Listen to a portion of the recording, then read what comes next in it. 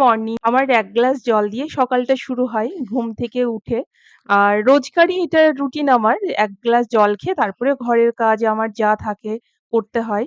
তো আমার হাসব্যান্ড, আমার মেয়ে ঘুমিয়ে আছে। সেই সুযোগে আমি তাড়াতাড়ি ঘুম থেকে উঠে আমার সংসারের যে কাজগুলো সেগুলো করে ফেলি। তো এখানে কালকে রাতে ফল এনেছিল, সেগুলো আমার বার করা হয়নি। তো সেগুলো এখন গুছিয়ে নিচ্ছিলাম। আর জানো এই বছরে এই আমগুলো না ফার্স্ট এই গরমের ফার্স্ট আম হচ্ছে, এগুলো এনেছে। তো বেশি নিয়ে আসতে বারণ করেছিলাম। কারণ এখনো তো সেভাবে আম ওঠেনি। তো তার জন্য পাকেওনি এখন। তো এখন দেখা যাক ৩ টে কেমন লাগছে বছরের স্বাদ। তারপরে আবার না হয় তখন তো আনতেই থাকবে। আর এখন না অনেক জায়গাতেই কলকাতাতে বলে না, অনেক জায়গাতেই তোমার প্লাস্টিক বন্ধ হয়ে গেছে। তো আমাদের এখানে সোদপুরে এখনো প্লাস্টিক দেয় ফলের দোকানে বা এমনি দোকানে। তো আমি এগুলো গুছিয়ে রেখে দিই, ডাস্টবিনে কাজে লাগে। আর এই দেখো এই কলাগুলো না আমি ২ দিন আগে এনেছিলাম। তো এত গরমের তাপে না কালো হয়ে যাচ্ছে, নষ্ট হয়ে যাচ্ছে খুব তাড়াতাড়ি। আমি সামরিন, যে যেখান থেকে আজকে ভিডিওটি দেখছো সবাইকে অনেক অনেক ধন্যবাদ আর ভালোবাসা জানিয়ে আজকের ভিডিওটি শুরু করছি। রোজই আমাকে ২ বার করে টেবিলটা মুছতে হয়, কারণ আমার রাস্তার ধারে বাড়ি, রাস্তার উপরেই। তো তার জন্য এখানে প্রচুর পরিমাণে ধুলো পড়ে সব জিনিসের উপরে।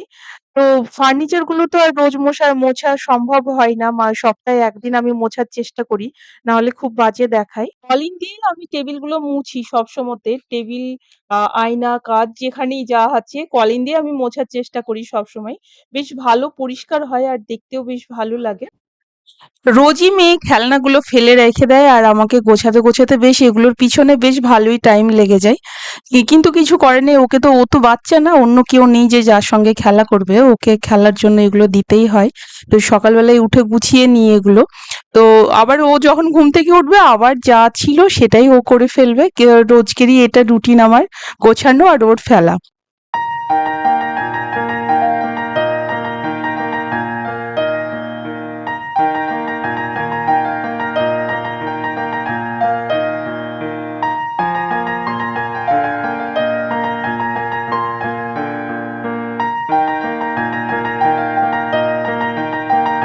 জানো আগেকার দিনে না আত্মীয়তার ব্যাপারটা অনেক বেশি ছিল মানুষের মধ্যে। সবার মানে প্রতি ভালোবাসা, স্নেহ, মমতা সবকিছুই মানুষের মধ্যে যেন অতিরিক্ত ছিল, খুব ভালো ছিল। কিন্তু যত দিন যাচ্ছে, যত সোশ্যাল মিডিয়াতে অ্যাক্টিভ হচ্ছে মানুষ, এখন আর সে আত্মীয়তা, ভালোবাসা, মমতা, স্নেহ মানুষের মধ্যে থেকে না মুছে যাচ্ছে। এখন সবাই সোশ্যাল মিডিয়াতে অ্যাক্টিভ হয়ে পড়ছে। আমরা যেমন ছোট ছিলাম সবাই সবার বাড়িতে যাওয়া আসা করতাম, বাড়িতে কত অতিথি আসতো, আনন্দ লাগতো। কিন্তু এখন আর সে ব্যাপারটা নেই। সবাই নিজেকে নিয়ে ব্যস্ত, নিজের মধ্যেই ব্যস্ত, সোশ্যাল মিডিয়া নিয়ে ব্যস্ত। কেউ কারোর বাড়ি সেরকম যাওয়া আসাটা করে না। তো আমরা ছোটবেলাতে আমাদের বাড়িতে আসা যাওয়া করতো যখন মাসিরা, নানিমারা, দাদিমারা আসতো, হাতে ১০ টাকা করে দিয়ে যেত। এই যে আনন্দটা পেতাম না, এখনকার বাচ্চারা কিন্তু সে আনন্দটা পাবে না। কারণ এখন সেইরকম ভালোবাসা, মমতা এখন কিছুই নেই আগের মতো। এখনকার মানুষের মধ্যে কি বলতো, হিংসা, অহংকার, স্বার্থপরতা এগুলো যেন বেশি। কেউ কারো ভালো দেখতে পারে না। আগেও ছিল কিন্তু এই তুলনায় অনেক কম ছিল। এখন যে তুলনায় দেখা যায়, এখন তো দেখা যায়। আগেকার ভেতর থাকতো, দেখা যেত না আগেকার মানুষের মধ্যে, শুনিও নি সেভাবে। এখন যতটা শোনা যাচ্ছে সমাজে যেভাবে হিংসাত্মক মানে ঝামেলা, অশান্তি ছড়াচ্ছে, আগে এতটাও ছিল না এখন যতটা হচ্ছে। এখন কি হয়েছে বলতো, তুমি যদি কারো জন্য ৯৯টা কাজ করো আর একটা করলে না, তো ওই একটা করলে না সেটা নিয়ে তোমাকে খোঁটা দিবে, সেটা নিয়ে তোমাকে কথা শোনাবে যে না তুমি তার দেখোনি, তার জন্য কিছু করোনি। আবার কি বলতো, ততক্ষণই মানুষ তোমাকে ভালোবাসবে যতক্ষণ তুমি তাদের থেকে নিচুতে থাকবে। যেই না তোমার একটু উন্নতি হবে বা তুমি একটু উপরে উঠবে, তুমি ভালো জায়গায় পৌঁছবে, তখনই কিন্তু তাদের হিংসা শুরু হবে তোমার প্রতি। মানুষ মানুষের হিংসা করবেই, কেউ কারো ভালো দেখতে পারবে না, কিছু করার নেই।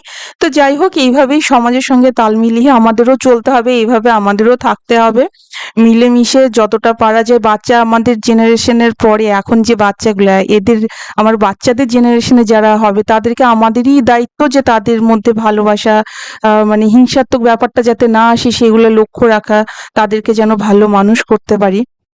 এইভাবে সমাজের সঙ্গে মানিয়ে নিয়ে চলতে হবে। আমরা তো পরিবর্তনশীল জীব, তাই না? মানুষ সব পরিস্থিতিতে আমাদের মানিয়ে নিতে হয়। যখন ঘটে কোনো কিছু জীবনে তখন মনে হয় যে আমরা বোধহয় এই পরিস্থিতি থেকে পরিবর্তন করতে পারবো না নিজেকে, বা আমার এইরকমই বোধহয় খারাপ সিচুয়েশন চলবে, কিন্তু না, সময়ের সাথে সবই পরিবর্তন হয়। সেই রকম এইরকম সিচুয়েশনে আমরাও পরিবর্তন হচ্ছি, আমার বাচ্চারাও হবে। তো দেখো, তোমাদের সঙ্গে কথা বলতে বলতে আমার সোফার কভার চেঞ্জ করা হয়ে গেছে। আবার এদিকে ফ্রিজটা মুছে নিচ্ছি, কলিং দিয়ে মুছে নিচ্ছিলাম। তো প্রত্যেক দিনই ফ্রিজটা মুছতে হয়, না হলে হাতে দাগ থেকে যায়। তারপরে ঝাড়ু টাড়ু দেওয়ার পরে আমি ঘর টর মুছে নিব। তো আমার হাই রোডের উপরে তোমার সাইডেই ঘরটা, তো প্রচন্ড ধুলো হয়। তার জন্য আমার মানে এত ধুলো বেরোয়, দেখে মনে করবে যে আমি ঘরই বোধহয় ঝাড় দিইনি কদিন। তো এইদিকে জানলাগুলো খুলে দিচ্ছিলাম।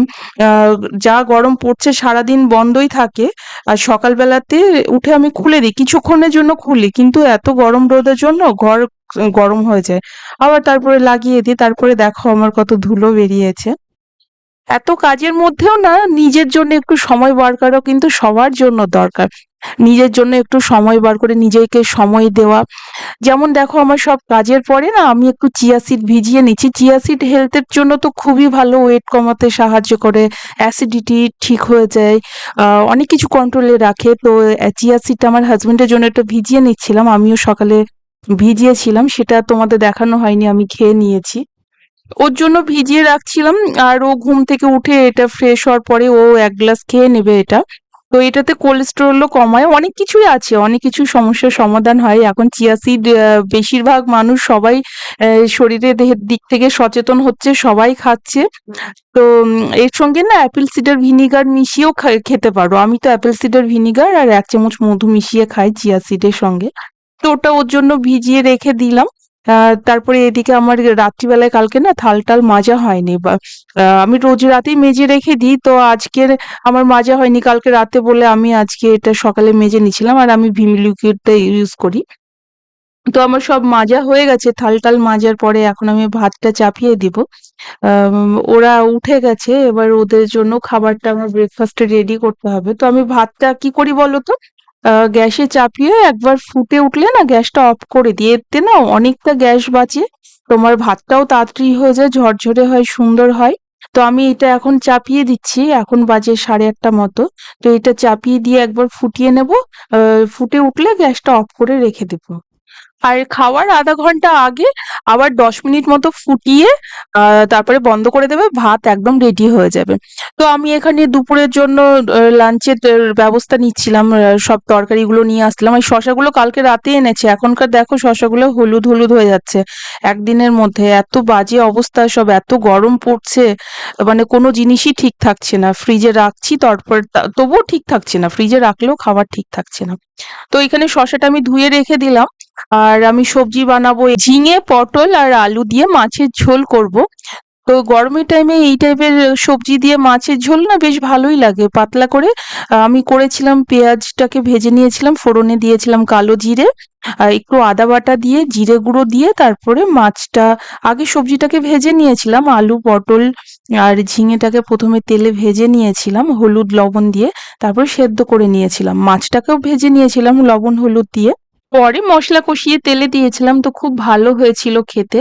এইভাবে করে দেখো, বেশ ভালোই লাগে। গরমের টাইমে যত পাতলা খাবার খাওয়া যায় না তত ভালো। শরীরের পক্ষেও ভালো, যা রোদ গরম পড়েছে, মানুষ অসুস্থ হয়ে পড়ছে। আর যতটা পারবে সাবধানে চলাফেরা করবে সবাই, বাইরে যখনই বেরোবে ছাতা জল সঙ্গে রাখার চেষ্টা করবে। আর স্যালাইন জল খেলে মাঝে মধ্যে না স্যালাইন জলটা খাওয়ার অবশ্যই চেষ্টা করবে, ডাবের জল এগুলো। আর বাড়িতে যদি ছোট বাচ্চা থাকে, সে বাচ্চাগুলোকেও বারবার জল দেবে, ডাবের জল দেবে, ফলের রস দেবে, লেবুর রস এখন যেটা, সেটা খাওয়ানোর চেষ্টা করবে। সবাই সুস্থভাবে থাকবে, ভালোভাবে থাকবে। আর আমার ভিডিওটা যদি তোমাদের কাছে ভালো লেগে থাকে, তো তোমরা লাইক, কমেন্ট, শেয়ার করে দিও, আর সাবস্ক্রাইব অবশ্যই করে দিও। তো এখানে আমি শাক করব, শাক নিয়ে এসেছিলাম, নোটে শাক। তো এটা বেছে নিচ্ছিলাম। আর এই যে এটা সেদ্ধ করতে দিয়ে দিয়েছি সবজিটা। আর মাছের ডিমও এনেছিলাম, ফ্রিজে রাখা ছিল, সামান্য পরিমাণে ছিল। তো সেটা আমি পেঁয়াজ, শাকটা আমার বাছা হয়ে গেছে। তো এখানে ধুয়ে নিচ্ছিলাম, ৩-৪ বার করে ধুয়ে নিই। কারণ অনেক নোংরা থাকে, কাদা থাকে। আর এই শাক বাছা এগুলো মায়ের কাছে শিখেছিলাম। মাকে দেখি অনেকবার করে মানে ধুয়ে নেয়, মানে আগে ধুয়ে তারপরে কাটতে হয়। না হলে আগে যদি কেটে নাও তাহলে কিন্তু নোংরাগুলো তুমি বেছে পাবে না। চুল-টুল থাকে, নোংরা থাকে না? এইজন্য। তো এখানে আমার শাক বাছা, ধোয়া, কাটা সবই কমপ্লিট হয়ে গেছে। এগুলো যদি বটিতে কাটা হয় না, খুব সুন্দর সরু, সরু করে কাটা হয়, মা কাটে দেখি। কিন্তু আমি চাকুটা বেশি ইউজ করি বলে আমি চাকুতে খুব একটা সরু করতে পারি না। তো এখানে মাছের ডিমটা বেসন, পেঁয়াজ, আদা, রসুন, জিরে, হলুদ গুঁড়ো এগুলো দিয়ে করছিলাম, ভেজে নিয়েছিলাম। মেয়েও উঠে গেছে, ওকে ব্রাশটা দিয়ে দিয়েছিলাম। ও নিজে একটু ব্রাশ করলো, তারপরে আমি করিয়ে দিয়েছিলাম। আর এখানে আমার হাসব্যান্ড যাওয়ার জন্য রেডি, ও বেরিয়ে পড়বে। তো ওকেও খেতে দিয়ে দিয়েছিলাম, ও খেয়ে চলে গেছে। তো এখানে দেখো আমি স্নান করে চলে এসেছি, মানে এই একটা টাইমে আমি একটু রেস্ট পাই। ১১টা ১১:৩০ বাজে। তো আমি সকালে তো সেই জল আর চিয়া সিড খেয়েছিলাম। তারপরে এখানে একটু চা আর এখানে ব্রেড ছিল একটা, সেটা নিয়ে আমি খেতে বসেছি। তো খাওয়া হয়ে গেছে আমার। এখানে মেয়ে না সবসময়, এখন না ও দেখছি খুব লেখা শিখেছে, কালার করা শিখেছে। তো এইদিকে ও কালার করছিল, আর একটু আদর করে দিলাম। তারপরে আর ভিডিও শুট করা হয়নি। আর এটা সন্ধ্যাবেলায় আমার হাসব্যান্ড ছিল, ও বলল কফি বানাও।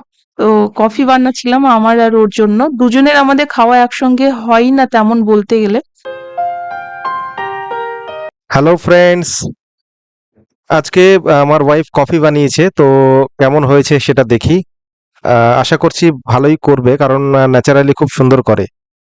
তো এমনি ন্যাচারাল কফিটা খুব ভালোই হয়। তো দেখি কেমন লাগছে। হ্যাঁ, সত্যিই খুব সুন্দর হয়েছে। খেতে খেতে ভিডিওটি আজকে এখানেই শেষ করলাম। দেখা হচ্ছে আবার নতুন কোনো ভিডিওতে। তো আমার ভিডিওটি যদি তোমাদের ভালো লেগে থাকে সাবস্ক্রাইব করে দিও, বেল আইকনটি অন করে রেখো নোটিফিকেশন পাওয়ার জন্য।